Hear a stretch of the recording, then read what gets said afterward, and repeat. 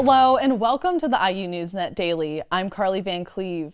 The convicted murderer of a former IU student may be set free as early as next year. John Myers is currently serving a 65-year sentence for the murder of Jill Behrman nearly 20 years ago. However, a district court judge has vacated that conviction, saying that Myers was not effectively represented by his attorney. Myers could be released as soon as February, but the state can elect to retry him for the murder. Behrman was a freshman at IU when she disappeared. Her remains were found 3 years later in a field 15 miles from Bloomington. Behrman's mother works at IU and says she has always felt Myers was responsible. She formed the annual color run in Jill's honor to raise money and awareness for victims of violence. It happens on this month on the 26th. Washington Post journalist Jamal Khashoggi was murdered at the Saudi Arabian consulate in Istanbul a year ago this week. To honor his life on the anniversary of his death, students gathered outside Franklin Hall for a candlelight vigil. The IU chapter of Reporters Without Borders organized the event. It's an advocacy group that promotes press freedom, education, and activism. Windy weather made it difficult to light the candles, but students used phone lights instead. I think for me, to continue to do what we do and to continue to encourage other students to practice free expression and to really dig into journalism, I think is a really important way to honor his legacy. The U.S. says they blame Saudi government for the murder, but Khashoggi's body was never found. Marion County is the first in Indiana to say they will decriminalize small amounts of marijuana. That includes Indianapolis, where they will no longer prosecute possession of less than an ounce. That's about the size and weight of a donut. Acting prosecutor Ryan Mears says this allows them to prioritize more violent crimes. Midwest states like Illinois and Michigan have already passed bills to decriminalize marijuana use, but Indiana as a state has not. Most everyone knows at least one woman affected by breast cancer. Members of one sorority are doing their part to raise money with Pinktoberfest. Zeta Tau Alpha hosted this event in support of breast cancer research and awareness, a cause the sorority raises thousands of dollars for each year. Students were giving their support by showing up, playing cornhole, and enjoying food like the chocolate mousse. The American Cancer Society says 1 in 8 women have a chance that they will develop breast cancer.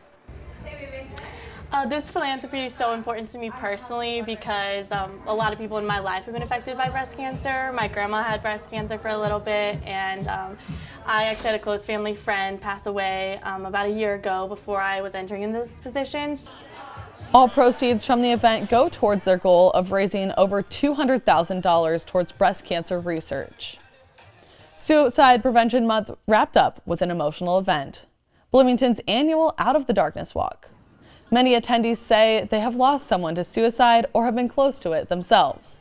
They shared their stories while walking. Everyone wore different color beads representing how suicide impacted them personally. And I was so surprised to see so many people. Like, it's beautiful and sad all at once that everybody coming together to support each other. And then Mary came the next year, and now we got Wanda to come. I got my young friend Brownie Victoria to come. The walk raised more than $24,000 for suicide prevention and education. Flu season is not only approaching, but for some students, it's already here. Getting sick can make it difficult to study or attend classes. That's why the CDC recommends getting the flu shot by the end of October. Flu shots are being given out on campus, but for some students, it's too late. Well, luckily it was mostly over the weekend, and I don't have Friday classes, but on Thursday and Monday I didn't go to class because I was just exhausted and did not feel well, and it was kind of hard to study. The IU Health Center is offering flu shot clinics throughout the month.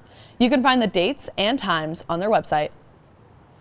IU is $36 million closer to finding what it hopes to be a cure for Alzheimer's.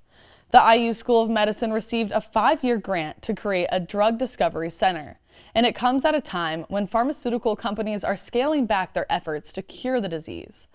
IU and Purdue have partnered on the research that focuses on proteins related to the brain's immune system, which could be the key to defeating this memory loss disease. 10 days of festivities marked the beginning of Indiana University's year-long bicentennial celebration.